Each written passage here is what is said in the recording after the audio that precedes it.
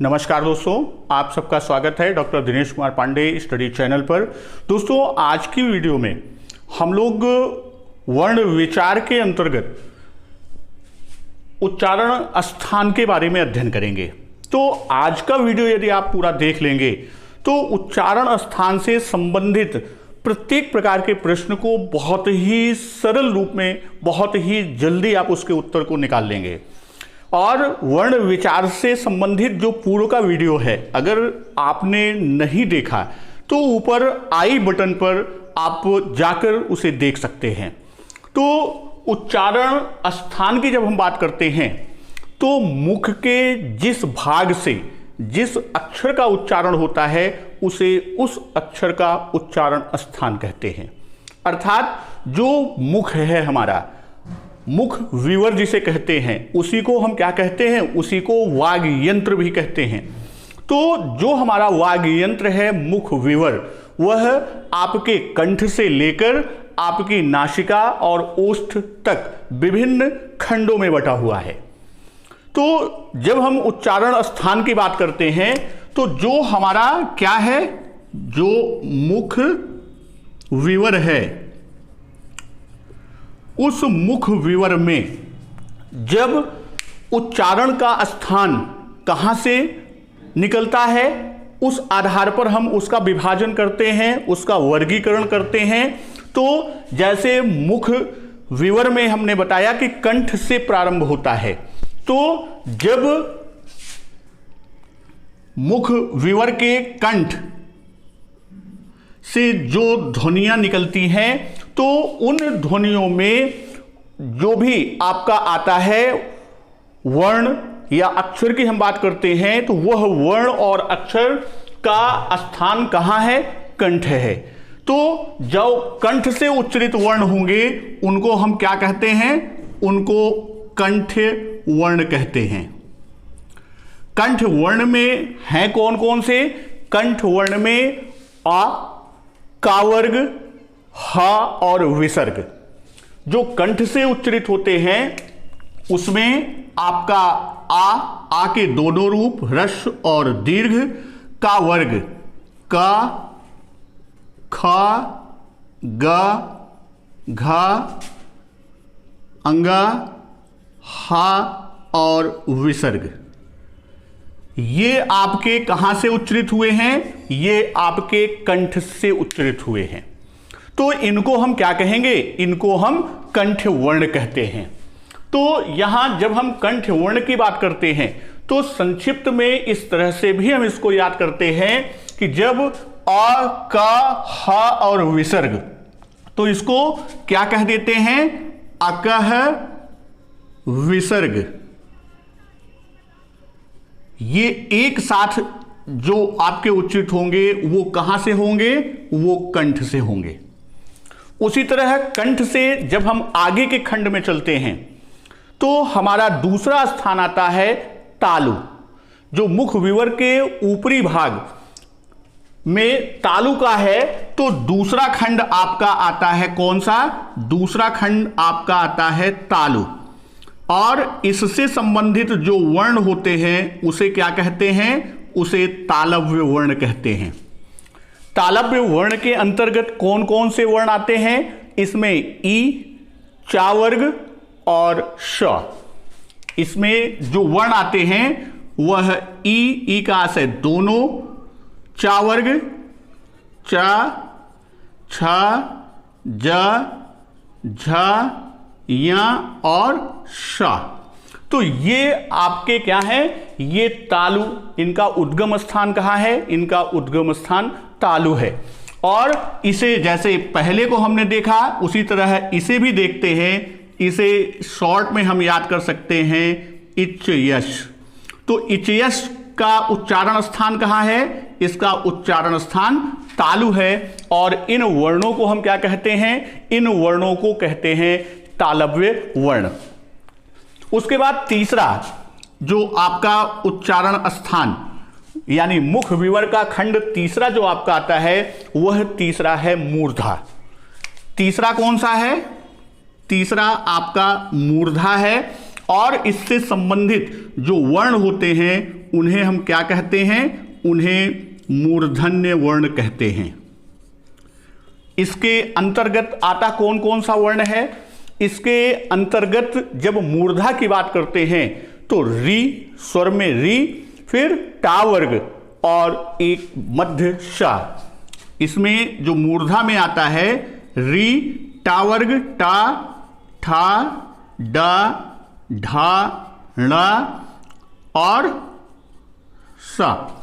ये आपके क्या हैं? ये आपके मूर्धन्य वर्ण हैं। अर्थात इन वर्णों का जो उच्चारण स्थान है वह कौन सा स्थान है? मुख विवर का मूर्धा है।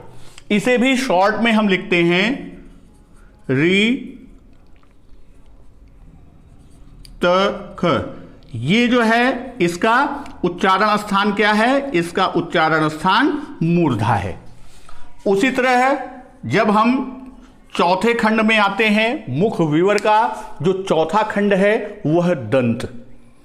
कंठ हुआ, फिर तालु हुआ, ऊपर पीछे, फिर ऊपर आगे आपका मूर्धा हुआ। मूर्धा के बाद हमारा आता है दंत यानी दांत। चौथा खंड दंत, और इसे संबंधित वर्ण को क्या कहते हैं? दंत्य वर्ण कहते हैं। इसके अंतर्गत जो आपका आता है इसमें ता वर्ग आता है और सा आता है।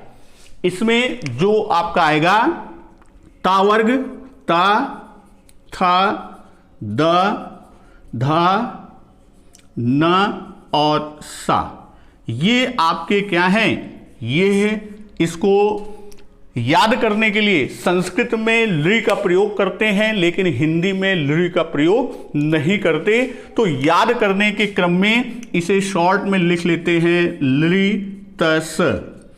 ये क्या है? इसका उच्चारण स्थान दंत है।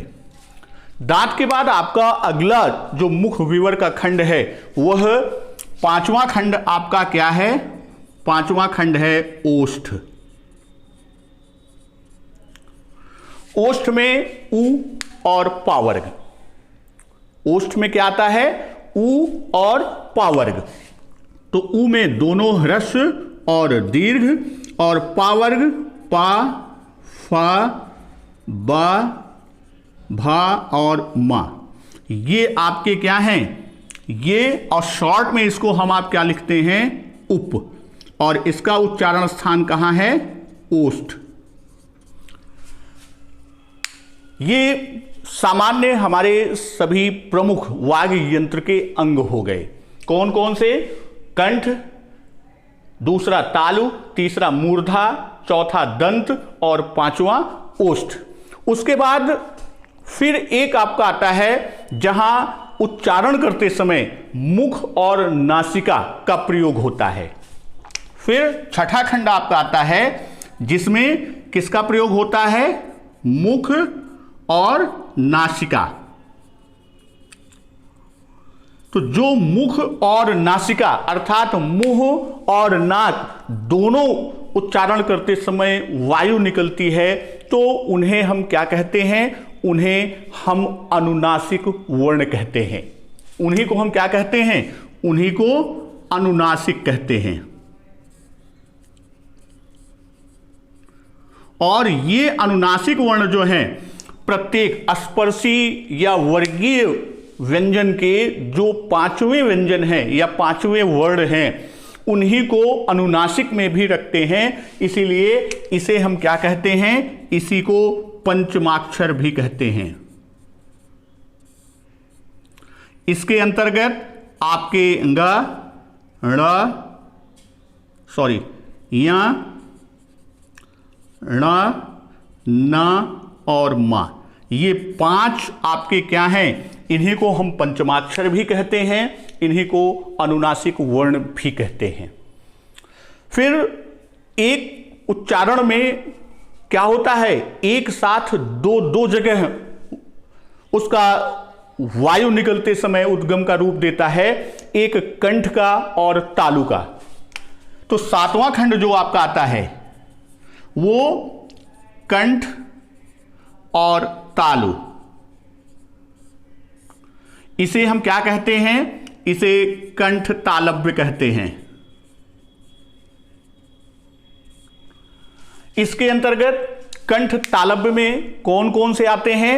ए और ऐ, इसमें दो वर्ण आते हैं, दो स्वर हैं, ए और ऐ।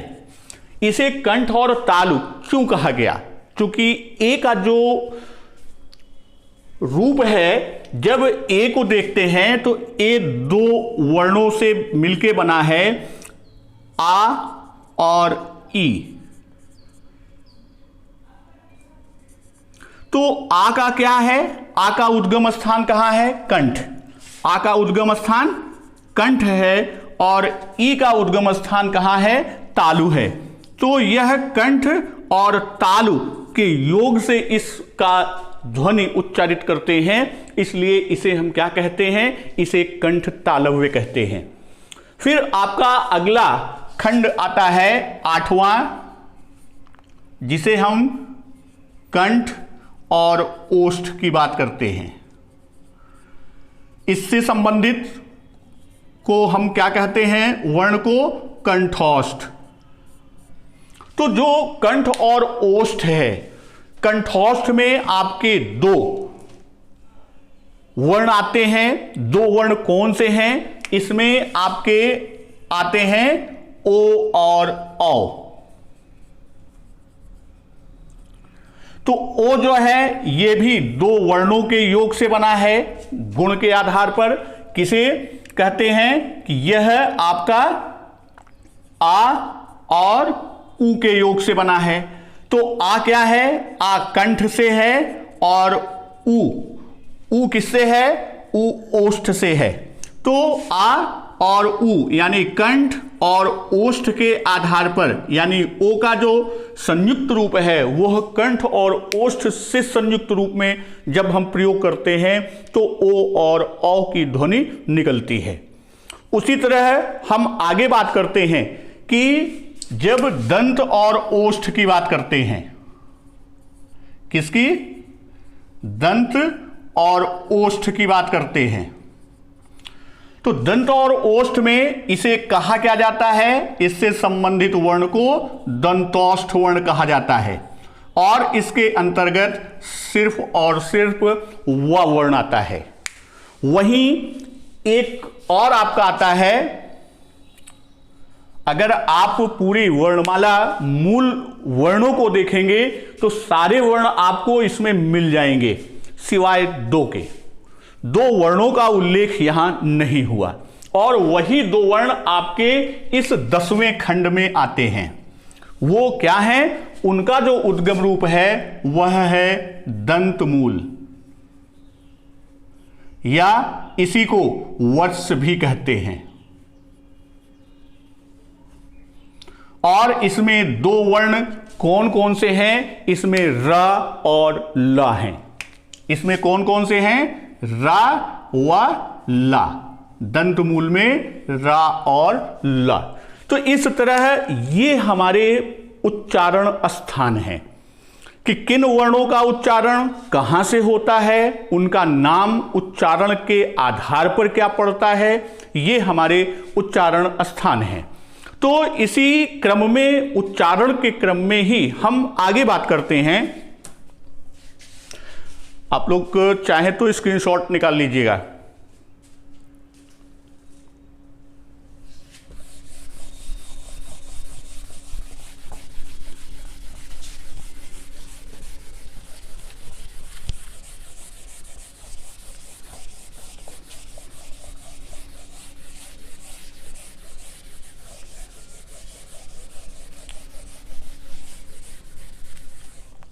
हम लोग बात कर रहे हैं किसके?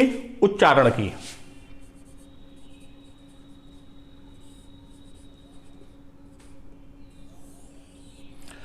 तो जब हम उच्चारण की बात करते हैं तो उच्चारण के लिए जो रीति है, उच्चारण के लिए जो रीति है, विधि है, जो रीति है, उसी रीति को हम क्या कहते हैं? उसी रीति को हम कहते हैं प्रयत्न, यानी उच्चारण के लिए प्रयत्न। तो जब हम उच्चारण के लिए प्रयत्न की बात करते हैं तो यहां स्थिति क्या होती है? विभिन्न ध्वनियों को हम बाहर निकालते हैं वायु के सहयोग से। तो जब हमारी स्वर तंत्र, जो हमारा वाग यंत्र है, मुख विवर है, उसके विभिन्न अंग हैं, तो उन स्वर तंत्री अर्थात काकल या उसी को मुख विवर, इन विभिन्न नामों से भी पूछा जाता है। तो इनके तालु, मसूढ़ा, दांत, ओष्ठ आदि, यानी ये जो विभिन्न हमारे खंड हैं, तो इनको क्या करना होता है कि जो प्रयास करना पड़ता है उसे व्याकरण की भाषा में क्या कहते हैं, उसे व्याकरण की भाषा में प्रयत्न कहते हैं। तो यहां जो प्रयास किया गया, वह प्रयास की जो रीति है उसको भी हम क्या कहते हैं, उसको भी प्रयत्न कहते हैं। वहीं जब हम बात करते हैं कि यहां प्रयत्न की, तो यह प्रयत्न दो प्रकार का होता है। प्रयत्न जो है, प्रयत्न दो प्रकार का होता है। एक रूप आपका आता है कि ध्वनि उत्पन्न होने के पहले वागींद्रिय की क्रिया। पहला रूप क्या है? ध्वनि उत्पन्न होने के पहले किसकी क्रिया? वागींद्रिय क्रिया। तो जो ध्वनि उत्पन्न होने के पहले वागींद्रिय क्रिया है, उसे हम क्या कहते हैं? उसे आभ्यंतर प्रयत्न कहते हैं। इसको क्या कहेंगे? इसको आभ्यंतर प्रयत्न कहते हैं।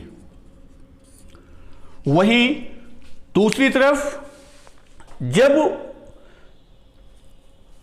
ध्वनि की या ध्वनि के अंत की क्रिया की बात करते हैं, तो उसे हम बाह्य प्रयत्न कहते हैं। उसे क्या कहेंगे? ध्वनि के अंत की क्रिया, इसे क्या कहेंगे? इसे हम कहते हैं बाह्य प्रयत्न। तो यहां आभ्यंतर और बाह्य प्रयत्न की बात आई। बाह्य प्रयत्न में दो आधारों पर वर्णों को विभाजित किया गया। जो बाह्य प्रयत्न है, इसके आधार पर वर्णों को दो भागों में विभाजित किया गया।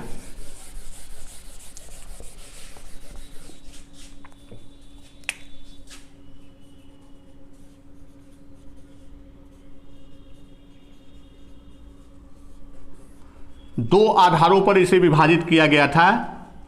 तो पहला जो आधार है, उसमें बाह्य प्रयत्न में, उसमें जब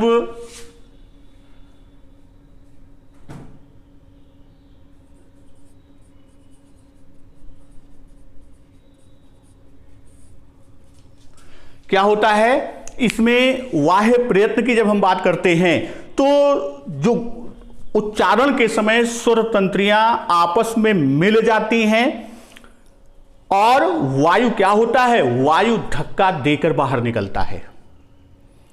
और दूसरे रूप में वायु धक्का देकर बाहर नहीं, बल्कि वह सहजता या आसानी से निकल जाता है। तो स्वर तंत्रियों के मिलने से होता क्या है कि वहां एक झंकार या एक झंकृति उत्पन्न होती है। तो जो झंकार या झंकृति उत्पन्न होती है, उसके आधार पर यहां जो दिया गया कि आपका घोषवर्ण और दूसरा कहा गया अघोषवर्ण। वहीं दूसरी तरफ जो मुख विवर में नाद या कंपन की बात करते हैं पहले में, दूसरे में वायु की मात्रा की बात करते हैं कि वायु की मात्रा के आधार पर इसका विभाजन किया गया। और वायु की मात्रा के आधार पर विभाजन भी दो प्रकार से किया गया। एक में यह कहा गया कि हकार की ध्वनि उत्पन्न होती है और दूसरे में हकार की ध्वनि उत्पन्न नहीं होती। तो जिसमें हकार की ध्वनि उत्पन्न होती है, उसे क्या कहा गया? उसे महाप्राण वर्ण कहा गया। इसमें क्या होती है? हकार की ध्वनि उत्पन्न होती है। और दूसरे को कहा गया अल्प प्राण वर्ण, इसमें हकार की ध्वनि नहीं होती। दूसरी चीज, महाप्राण में वायु की अधिक मात्रा, वायु की अधिक मात्रा और इसमें वायु की सामान्य या कम मात्रा।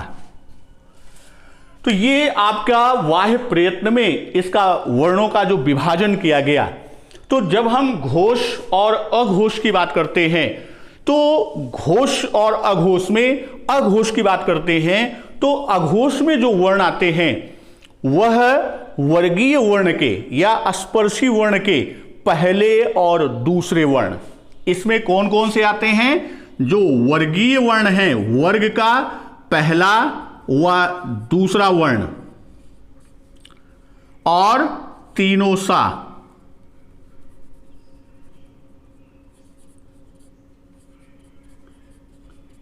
ये आपका किस में आता है? अघोष में आता है। इसके अलावा जितने भी वर्ण हैं वह किस में जाते हैं? वह आपके घोष में जाते हैं। जो भी शेष व्यंजन हैं वह किस में आएंगे? घोष में आएंगे। और सभी स्वर भी क्या होते हैं? घोष होते हैं। उसी तरह महाप्राण और अल्प प्राण की बात करते हैं तो अल्प प्राण वर्ण और महाप्राण की जब हम बात करते हैं तो महाप्राण वर्ण में क्या होता है कि वर्ग का दूसरा और चौथा वर्ण, वर्ग का दूसरा और चौथा वर्ण और ऊष्मीय वर्ण या व्यंजन, जो ऊष्मीय या संघर्षी की बात हम करते हैं वो इसमें आता है और आपका विसर्ग आता है। वही शेष जो आपके बचे वो किस में आएंगे? अल्प प्राण में आएंगे। तो इसमें आपके वर्ग का दूसरा चौथा हो चुका तो आपका पहला, तीसरा और पांचवा वर्ण आता है। इसमें अंतस्थ वर्ण आपके आते हैं, व्यंजन, और यहां आपका अनुस्वार आता है और साथ में सभी स्वर जो है वो अल्प प्राण वर्ण हैं। तो इस तरह बाह्य प्रयत्न के आधार पर इनका विभाजन, यहां से बहुत सारे प्रश्न विभिन्न परीक्षाओं में पूछे जाते हैं। तो घोष वर्ण में प्रश्न यह भी आता है कि कोई वर्ण दे दिया जाएगा या वर्ण का समूह दे दिया जाएगा और पूछा जाएगा कि निम्न में घोष वर्ण है अथवा नहीं है, अघोष वर्ण है अथवा नहीं है। उसी तरह महाप्राण और अल्प प्राण वर्णों से भी प्रश्न आपके आते हैं। धन्यवाद।